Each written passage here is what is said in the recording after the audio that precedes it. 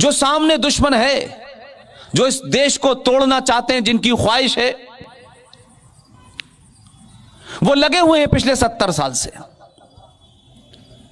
आजादी की भी लड़ाई तथाकथित आपने लड़ी और बार बार ये झूठ बोला गया, खुल्लम खुल्ला झूठ बोला गया इस देश में। यह आजादी की लड़ाई हिंदू, मुसलमान, सिख, ईसाई ने सबने मिलकर लड़ी है। यह बहुत बड़ा झूठ है इस देश में। आप यह सच माने में लड़ाई लड़ रहे थे, लेकिन कुछ लोग लड़ाई लड़ रहे थे इसलिए कि उन्हें पाकिस्तान चाहिए था, और हमने पाकिस्तान दे भी दिया।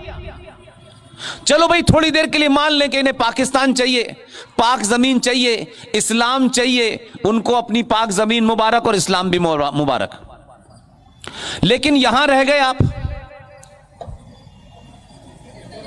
हमने तो कहा नहीं था, लेकिन मेरा गुस्सा आपसे इसलिए है, मेरी नाराजगी आपसे इसलिए है कि ये जो बीमारी है हमें सच झूठ बोलने की, या तो ये हमारी कायरता की वजह से है, या हम डरपोक लोग हैं, या हम लड़ने से डरते हैं, या कुछ खो जाएगा इससे डरते हैं। इसमें से कोई एक कारण हो सकता है।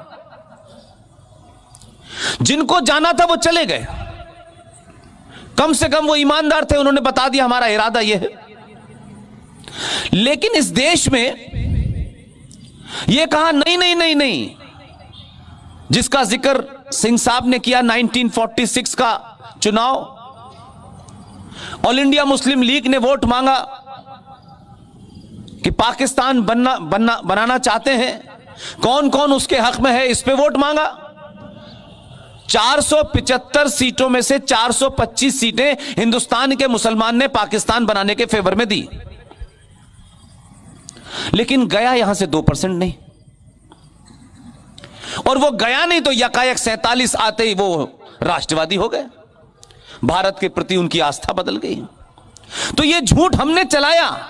उनका एजेंडा कल भी क्लियर था, उनका एजेंडा 1400 साल पहले भी क्लियर था। उन्होंने कोई कंफ्यूजन नहीं रखा, कंफ्यूजन आपके अंदर है। आप उस कंफ्यूजन में रहना चाहते हैं तो रहिए, लेकिन राष्ट्र को गिरवी मत रखिए।